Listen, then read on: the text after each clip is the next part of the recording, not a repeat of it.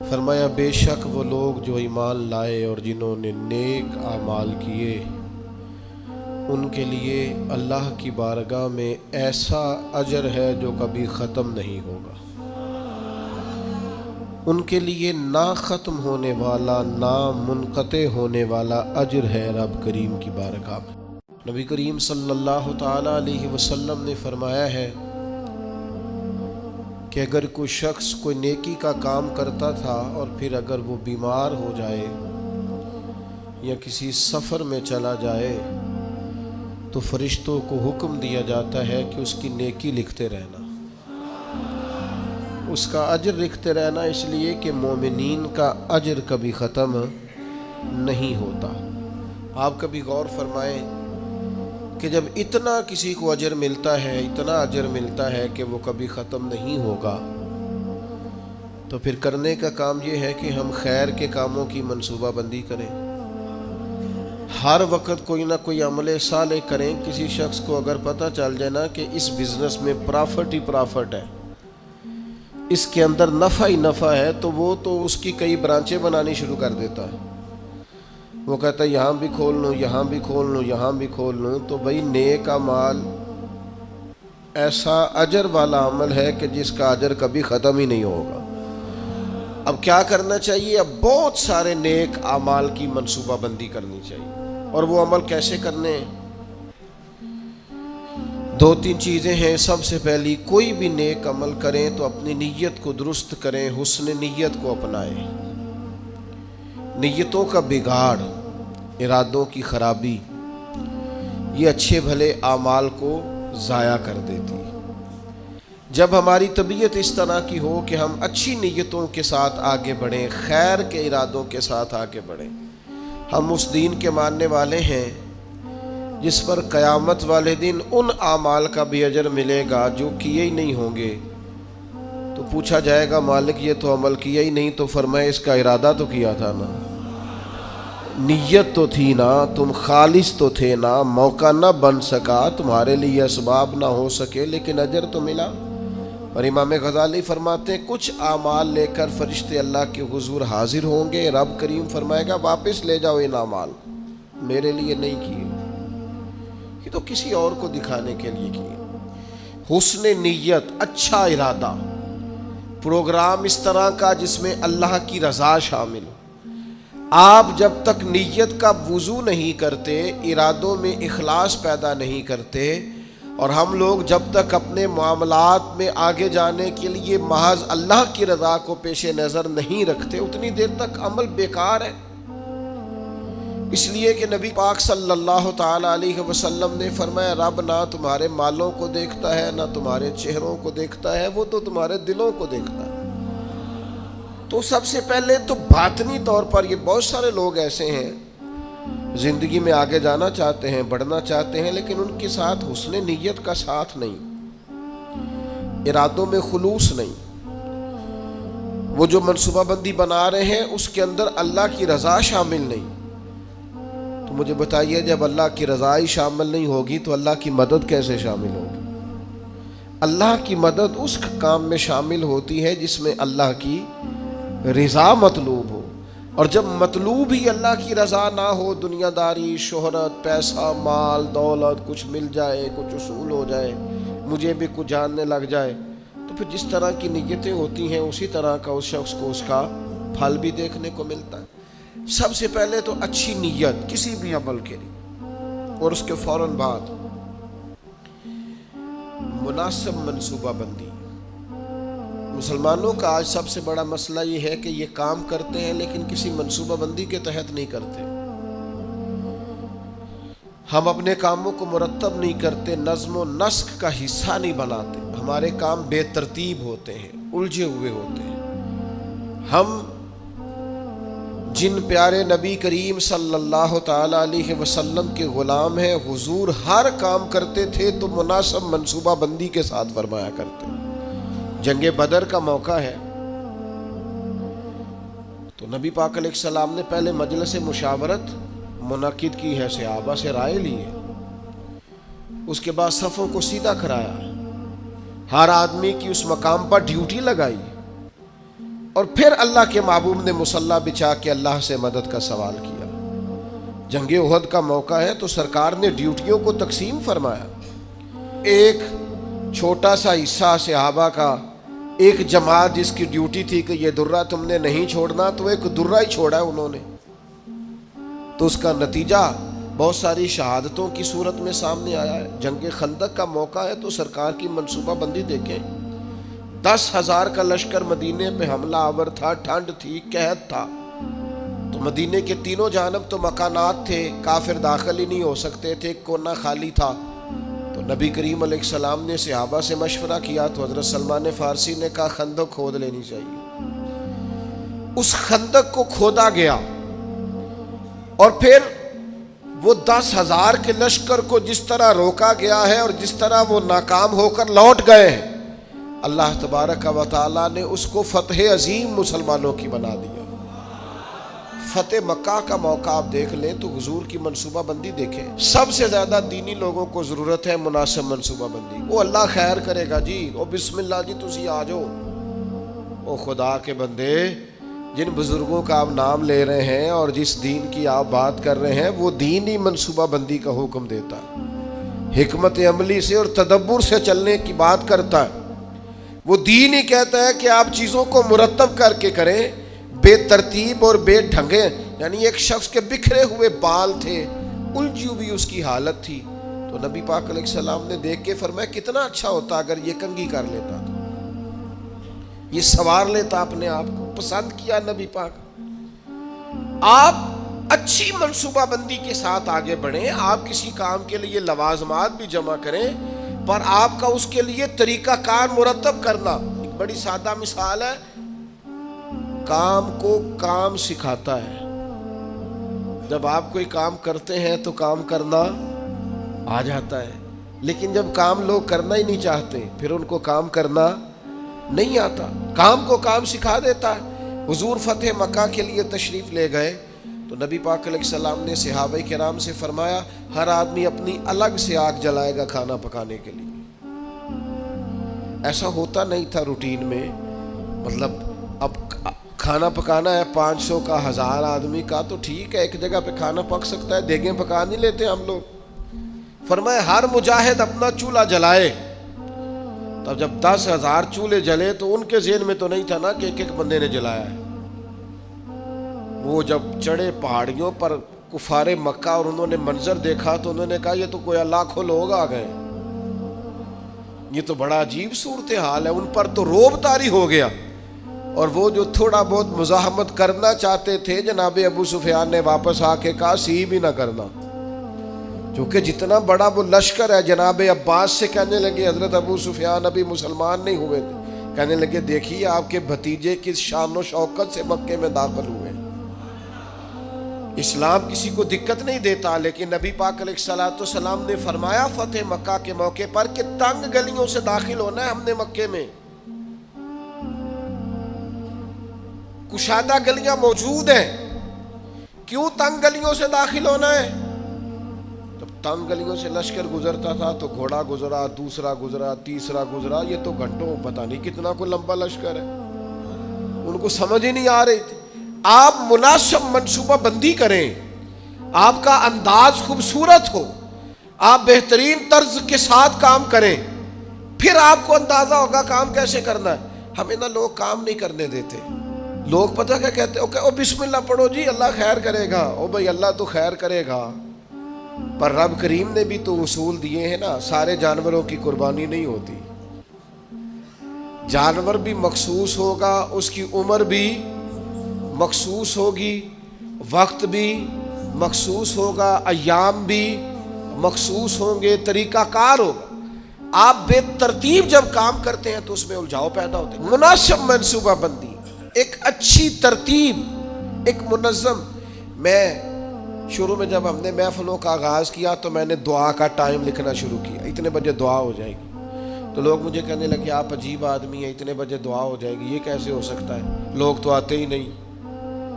صرف 2 دفعہ ایسا ہوا ہے، زیادہ نہیں، کہ دعا کے بعد لوگ آئے اور انہوں نے کہا محفل ختم بھی ہو گئی، 2 دفعہ۔ پھر ان کو پتہ چل گیا کہ یہ واقعی ختم کر دیتے ہیں۔ پھر ٹائم پہ آنے لگ گئے. کوئی لمبی محنت نہیں کرنی پڑی, کوئی ہمیں زیادہ نہیں وہ کرنا, کچھ بھی نہیں, کوئی ہمیں زیادہ اس میں دشواری نہیں ہوئی. آپ نظم بنائیں, نظم. میں جن محافل میں شرکت کرتا ہوں دوستوں کو پتا ہے یہ ٹائم پہ آتا ہے اور وہ تیار ہوتے ہیں, لوگ بھی ذہنی طور پر تیار ہوتے ہیں. آپ منصوبہ بندی بنائیں کسی چیز کی, آپ اس منصوبے کے مطابق چلیں, چیزیں ٹھیک ہو جاتی ہیں. لیکن ہمارے ہاں نظم ہی نہیں ہے, منصوبہ بندی نہیں, کسی کام کو کرنے کا کوئی طریقہ نہیں ہم وضع کرتے, ہماری ترتیب نہیں ہے. جب تک آپ مرتب نہیں ہیں. یہ ہمارے حکیم الامت مفتی احمد یار خان صاحب نعیمی, مفتی صاحب رحمۃ اللہ علیہ نے قرآن مجید کے ایک پارے کی ایک تفسیر ایک جلد میں لکھی ہے, ایک پارہ اور ایک جلد پڑھایا ہے, پڑھا ہے, مشکات کی شرح کی. کسی نے ان سے کہا اتنا کچھ لکھا ہے آپ نے, پڑھا نہیں جا سکتا. تو فرمانے لگے صرف ایک کام کیا ہے, میں نے اپنے ٹائم کو مرتب کیا. مفتی صاحب 1 بجے جمعے کی تقریر شروع کرتے تھے اور جب وہ الحمدللہ سپیکر میں کہتے تھے لوگ اپنی گھڑیاں ٹھیک کرتے تھے کہ 1 پورا بج گیا ہے. ہم کوئی ترتیب ہی نہیں, وقت کا ضیاع ہے. 2-4 چیزیں ایسی ہیں جن پر بالکل فوکس ہے لوگوں کا, وقت کو ضائع کریں, کوئی ترتیب نہیں. تو مناسب منصوبہ بندی. تیسری بات اچھی نیت, مناسب منصوبہ بندی, اور تیسری بات سچی لگن. جب تک آپ میں لگن نہیں ہوتی آپ تھوڑی دیر کام کر کے اکتا جاتے ہیں, مسلسل نہیں کر پاتے. یہ طلب جب پیدا ہوتی ہے, یہ لگن جب پیدا ہوتی ہے پھر کام ہوتا ہے. آپ کے اندر لگن ہی نہیں ہے تو کام کیسے ہوگا؟ وہ تڑپ ہی نہیں ہے, کچھ کرنا ہی نہیں چاہتے, مزاج ہی نہیں ہے, کیسے کام ہوگا؟ کام ہو جاتا ہے. صرف اس کے لیے آپ مسلسل محنت کریں, مسلسل. پتھر پہ پانی پڑے متصل تو بے شبہ گھس جائے پتھر کی سیل. پانی کا ایک قطرہ کبھی بھی سیمنٹ میں سوراخ نہیں کر سکتا, لیکن اگر مسلسل گرتا رہے نا تو وہ سیمنٹ میں بھی سوراخ کر دیتا ہے. پلستر والی پکی جگہ, ٹائلوں والی میں بھی وہ گھس جاتا ہے. کیوں؟ کہ مسلسل ہے نا, استقامت ہے نا, لگن ہے نا. لگن سے کام کریں. وہ بہت سارے دوست آ کے مجھ سے کہتے ہیں میں بڑے ہی کام کیتے نے کوئی کامیاب نہیں ہویا. میں کہو بڑے چھڑ دے تو ایک ہی کار, انہوں 4 دن چاج نال کار ٹھیک ہو جائے گا. تو بڑے کرنے کے چکر میں کوئی بھی نہیں ہوتا. ایک کریں, لگن سے کریں, محنت سے کریں, جد و جہد سے کریں, اپنی ساری صلاحیتیں لگا دیں. آپ اس کے اندر پورے طور پر لگ جائیں, آپ مضبوط ہو جائیں گے, آپ کے اندر توانائی آ جائے گی. تو ایک تو اچھی نیت, مناسب منصوبہ بندی, اور پھر اس کے بعد لگن, اور پھر چوتھی بات کہ آپ اس کام کو جب آپ نے کر لیا, وہ پایا تکمیل تک پہنچ گیا, اب آپ نے کہنا ہے میں نے نہیں کیا, یہ میرے رب کریم نے کیا. اب آپ کی طبیعت کا شکر, آپ کے مزاج کا ٹھہراؤ, اب آپ کے اندر کی عاجزی. یعنی نبی پاک علیہ السلام 10,000 کا لشکر لے کر مدینہ طیبہ میں داخل تو ہو گئے,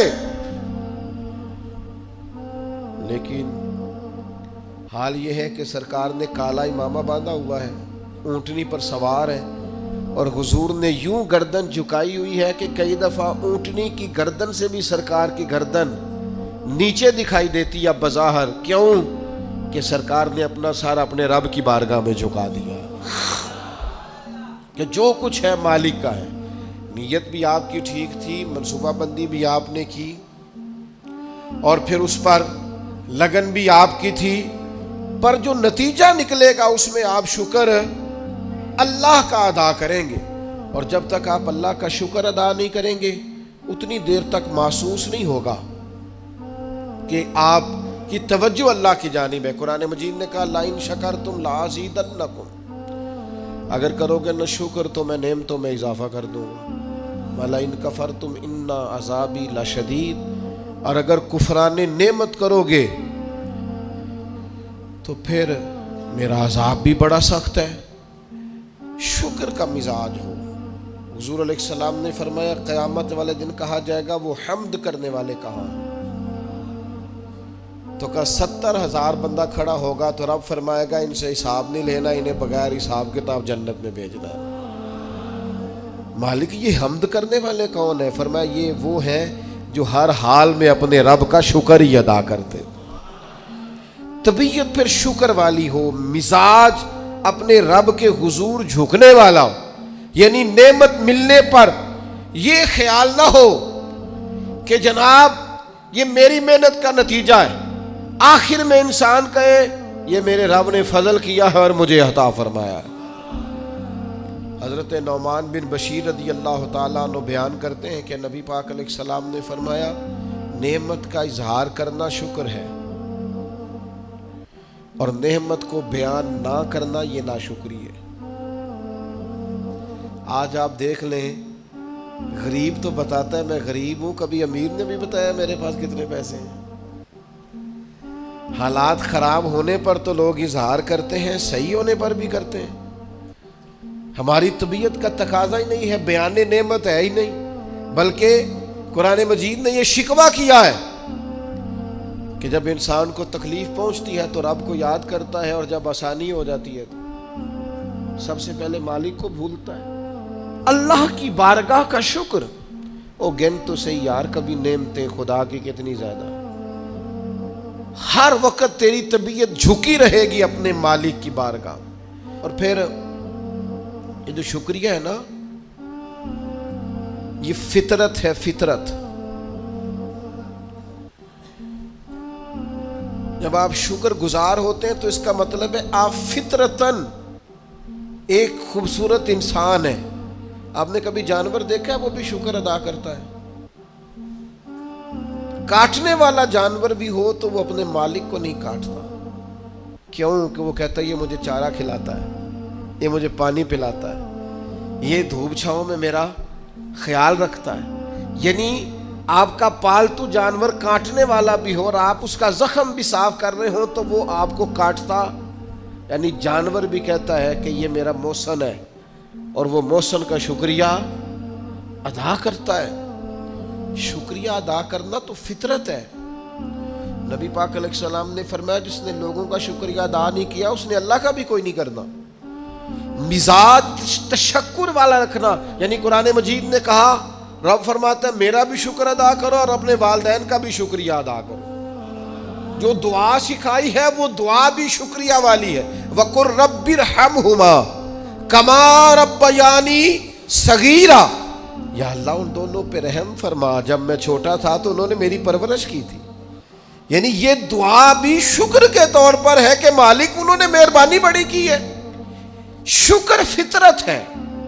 اگر آپ شکر گزار نہیں ہیں، مزاج آپ کا شکریہ والا نہیں ہے، یہاں نا بڑا مشکل آگے ہو گیا ہے لوگوں کے لیے۔ تشکر نہیں طبیعتوں میں، وفاداری نہیں، مزاج نہیں۔ میرے بھائی شکر کی طبیعت، شکر کا مزاج۔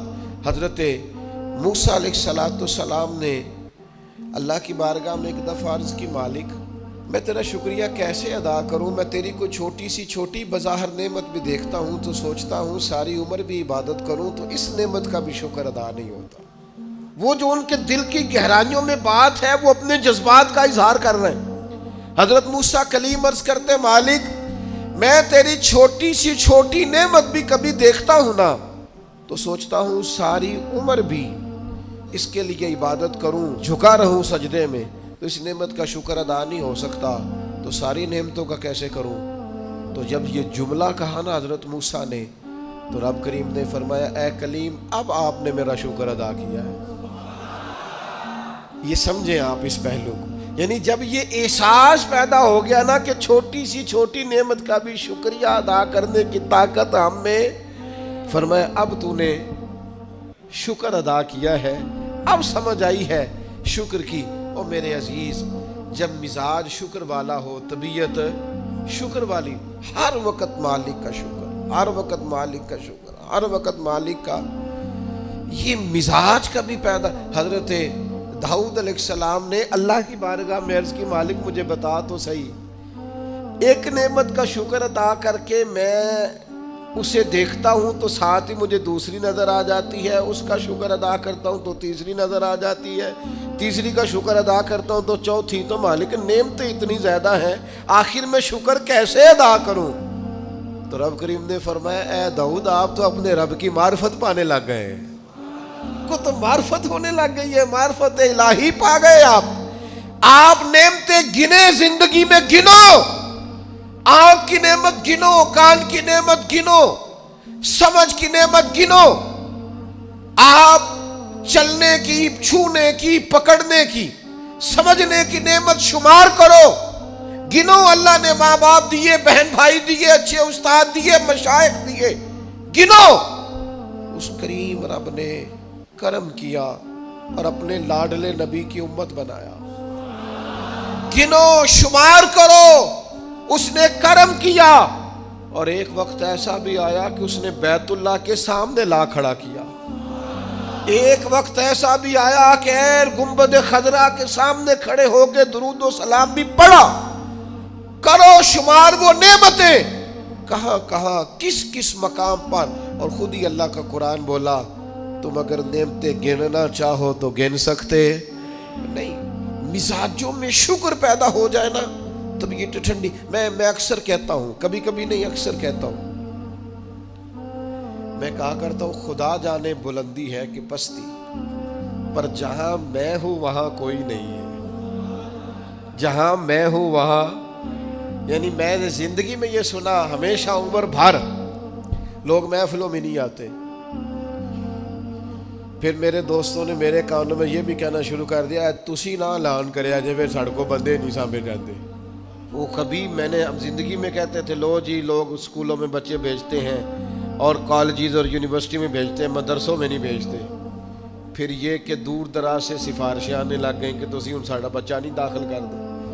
وہ جو انداز کبھی اور تھے، پھر وہ حالات بالکل بدلتے دیکھے، کیفیات بدلتی دیکھی، طبیعت بدلتی دیکھی۔ ایک دوست یہاں وقت لینے آ گئے اور میں وہاں، انہوں نے جلسہ رکھ لیا، میں نے ان سے کہا بھی سادے سے آدمی تھے، میڈیا سے ذرا واقف نہیں تھے، پرانے آدمی تھے، بزرگ تھے، تو میں نے ان سے کہا کہ میں آ جاؤں گا، لیکن یہ کہ مہربانی یہی ہے کہ آپ تھوڑا سا کوئی اور اہتمام کر لیں۔ کہنے لگے نہیں آپ کو ہی آنا ہے۔ پھر میں چلا گیا، ہو کے آیا، سارے لوگوں نے زندگی بھر کا ہے دوبارہ کا تو ٹائم دیا گیا، انہیں آخیا تو اگوں نہیں بلانا۔ میں کیوں دی کی وجہ ہے؟ انہیں کہہ دی تے مسیت دے چھڑن لگے سن بندے ساڑی، پرانی مسیت ساریاں چھتاں پر گئیاں، تو بھئی ہمارے بس کی بات نہیں ہے۔ خدا جانے بلندی ہے کہ پستی، پر جہاں میں ہوں وہاں کوئی نہیں۔ آپ مزاج شکر والا پیدا کریں، طبیعت شکر والی۔ میں نے زندگی میں صرف ایک ہی چیز محسوس کی ہے کہ یار جتنی نعمتیں ہم ان کا شکر ادا کرنے کی طاقت ہی نہیں رکھتے۔ مزید کا سوال تو تب کرے نا، کس منہ سے مزید مانگے؟ جو ہے ان کا شکر ہی نہیں ادا ہو پا رہا، شکریہ ہی نہیں ادا کر پاتے۔ تو پہلی بات تو یہ کہ اچھی نیت اپنائیں، دوسری بات یہ کہ منصوبہ بندی کریں، تیسری بات یہ کہ لگن سے کام کریں، چوتھی بات یہ کہ جب کام ہو جائے تو پھر اپنے رب کا اور خوب ادا کریں، اور خوب ادا کریں، اور اپنے دل کو پورے طور پر تیار کریں اور ذہن سازی کریں اپنی کہ میں نے اپنے مالک کا شکر ادا کرنا ہے، اور اس کے لیے کوشش کریں۔ آپ دیکھیں ہمارے نبی کریم صلی اللہ تعالیٰ علیہ وآلہ وسلم کا طریقہ مبارکہ حضرت عائشہ صدیقہ فرماتی ہیں، ترمذی میں حدیث ہے، فرماتی ہیں کچھ دیر سرکار میرے بستر میں آرام فرما ہوئے، پھر حضور نے نماز کی نیت باندھ لی تو قیام میں بھی سرکار نے آنسو بہائے، رکوع میں بھی آنسو بہائے، سجدوں میں بھی آنسو بہائے۔ تکمیل نماز پر میں نے عرض کی یا رسول اللہ، اللہ آپ کے صدقے اگلے پچھلوں کو معاف کرے، اتنا زیادہ آنسو بہانا؟ تو فرمایا افلا اکون عبدا شکورا، میں رب کا شکر گزار بندہ نہ بنوں؟ یہ شکر کے آنسو ہیں جو رکوع میں بھی ہیں، جو سجدے میں بھی ہیں، جو قیام میں بھی۔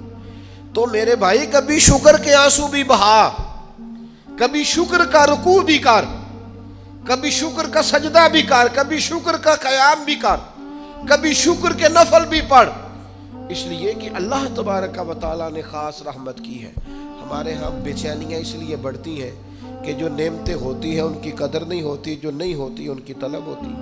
تو اسلام کے اندر لا متناہی اجر ہے، لا متناہی، لیکن شرط یہ ہے کہ حسن نیت ہو، مقصد کی لگن ہو، زبردست منصوبہ بندی ہو، پھر اپنے رب کے حضور جھکنے کا مزاج۔